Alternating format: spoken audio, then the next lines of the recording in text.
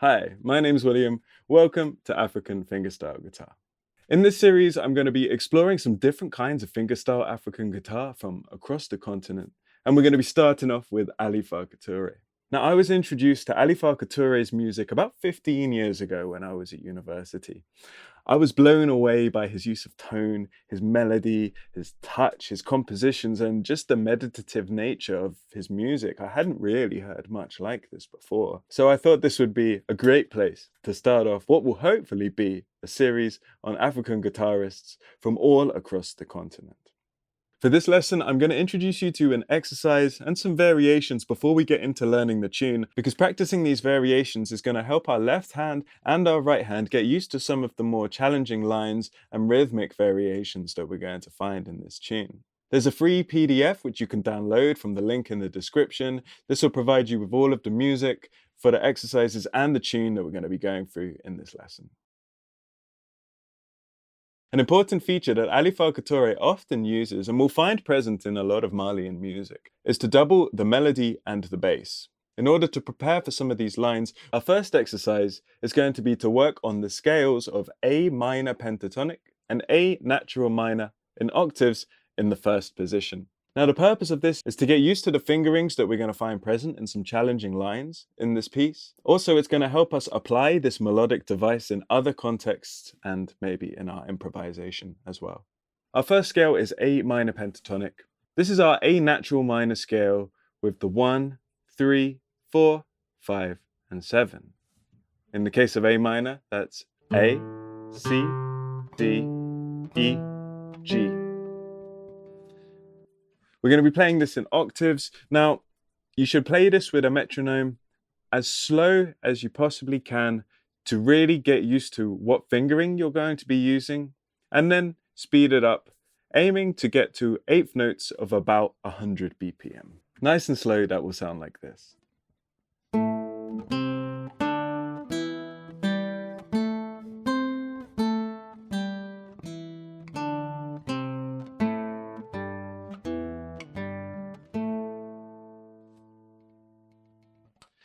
We're going to also practice the same thing with the A natural minor scale. And in this, we're going to include the 2 and the 6, or the B and the F.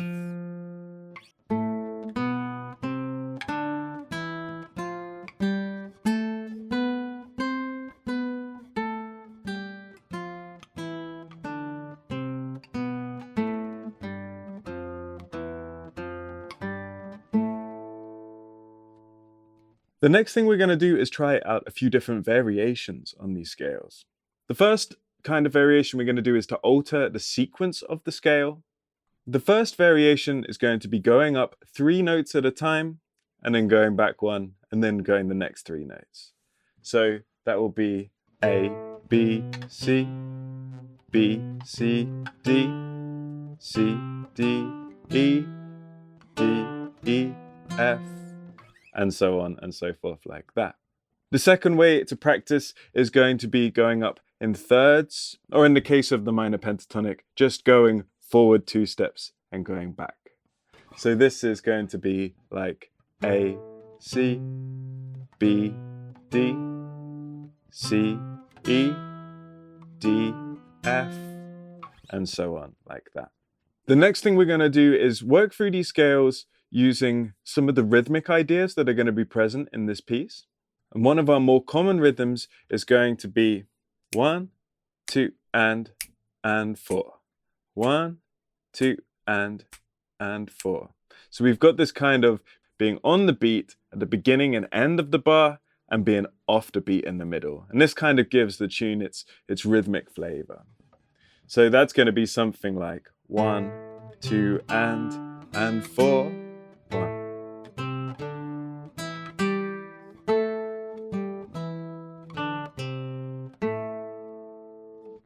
So we can play around with the scales with this particular rhythm. Another thing we're going to be doing quite often is playing eighth notes in the melody and quarter notes in the bass. And so we can go through the scales in this kind of way too.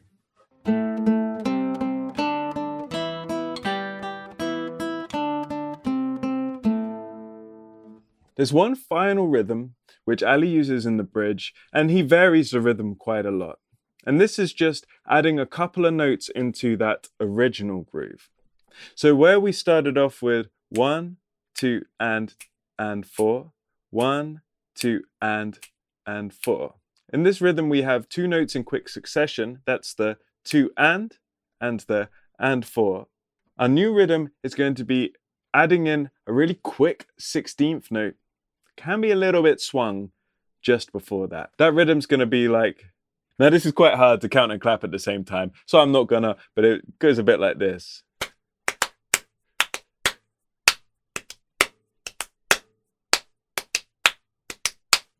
So that's our rhythm now. And we can practice articulating some of our octaves in this kind of way.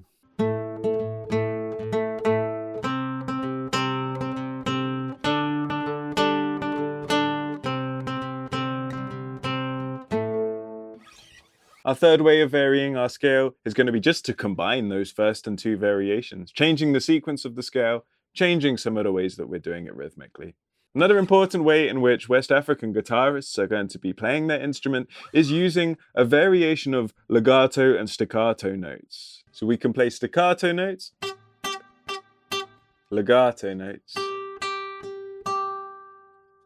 and we can vary some of these.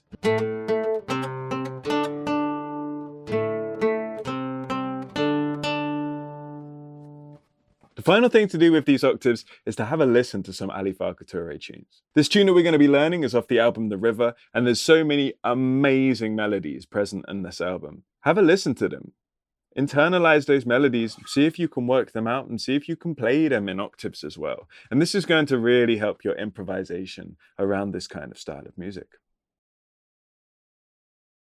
So this piece is going to be played around 110 BPM. We're going to be working on it a little bit slower. It's also going to be played approximately with a capo on the 4, although on the recording of the album, he's slightly out. Playing in the first position is going to challenge us a little bit more because we've got a touch more stretch to go on. There's also going to be much more resonance on your instrument. And so therefore, it's going to be slightly harder to control your instrument. And so if we learn to play in the first position and then move it onto the capo, we're going to be much more in control of the instrument.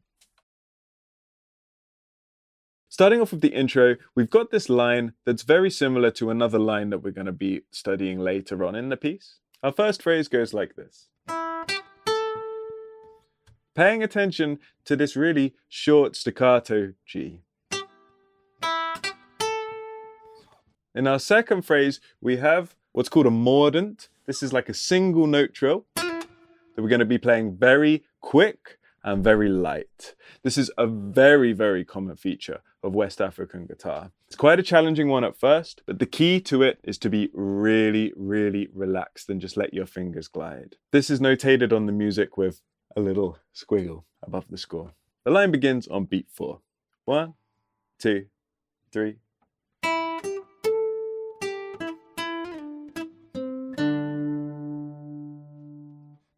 And again.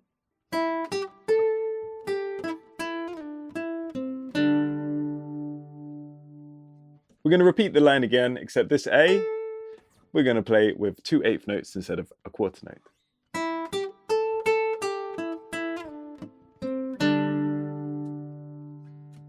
After this D played with the octave, we've then got a little bar that transitions us into what is our main groove. 1, 2, and 3, and 4, and 1. And then we have our groove. We'll then go into our main groove, which we're going to explore in just a minute, but it sounds something like this.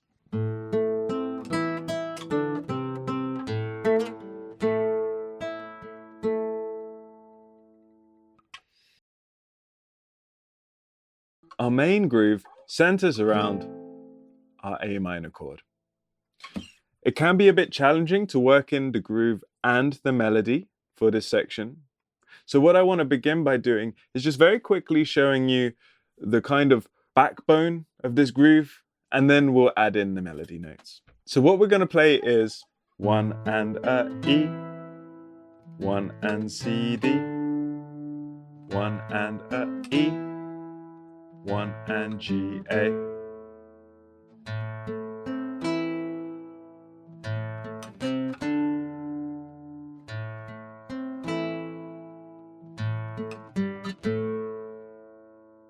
By becoming familiar with this, it's going to help internalize the kind of undulation of the music. We're always going to be grounded in A minor, and we have this motion of going up, C, D, and then back down, G, A. And this is going to be present throughout both the melody and the groove of the music. Once we've got that groove in, we can now look at the main refrain, where we're just going to be adding in really only a couple more notes. So nice and slow, it's going to be something like this.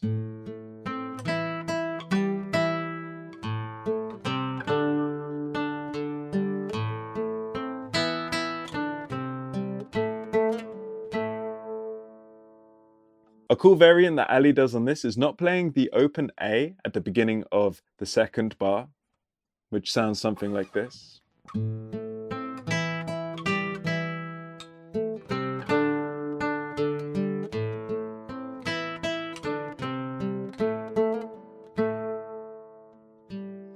I'd really recommend working that one in because I think it sounds fantastic. It's worthwhile being fairly meditative with this and just practice this over and over, and you may wish to change some of the ways that you're articulating the notes or arpeggiating the A minor chord, and you're very welcome to do this. Make this your own. Next, we have our second refrain, and in this we have a kind of call and response whereby Ali's playing a melody. Now he is singing this melody as well, and then he goes into the groove. This melody's really, really familiar from the intro, and this starts on the 1 and. I like to give a little tap on my foot just as a placeholder for the beat 1 so I make sure where I am. I'll say the 1 out loud just so you can hear where it is. 1, 2, 3, 4, 1.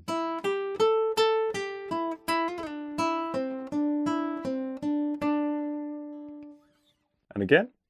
1, 2, 3, 4, 1.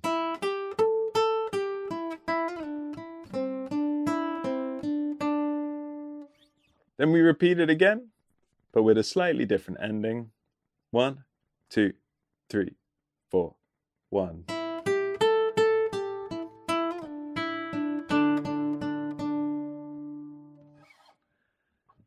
And then we go back into our groove.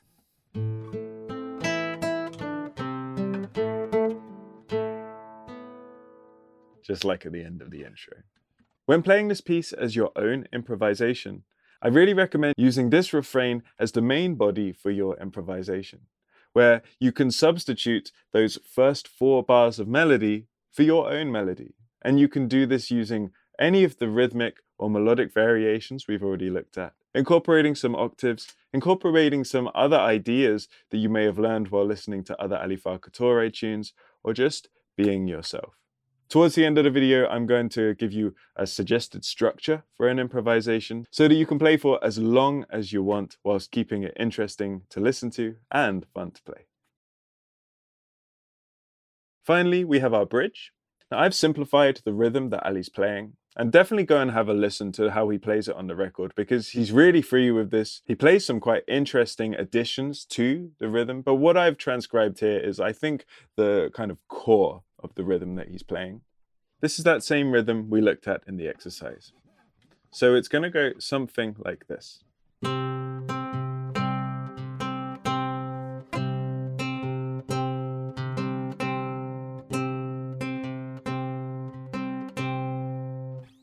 So I would get used to that kind of rhythm. We play this first on the C and then the D.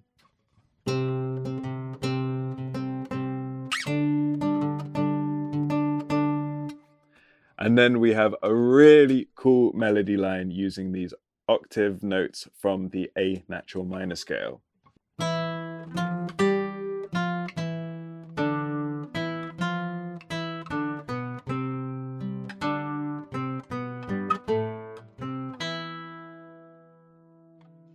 And then at the end, there's just a bit of wiggling around on the E.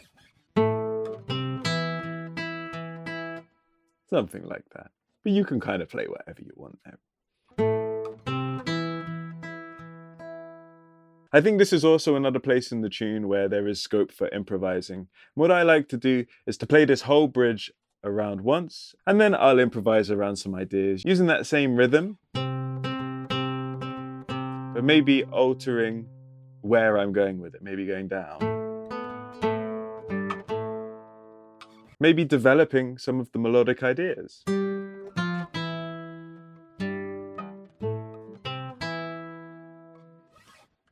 But really, this is your chance to make this piece completely your own.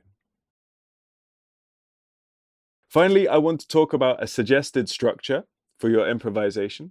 I think it's really cool to introduce the piece.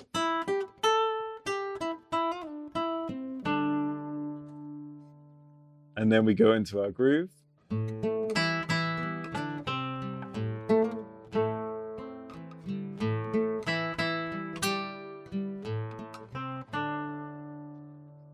Then we can do some improvising around some melody.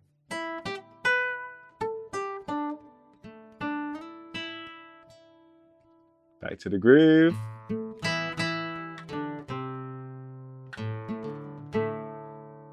Do that a few times, and then when we're feeling ready, we go to the bridge.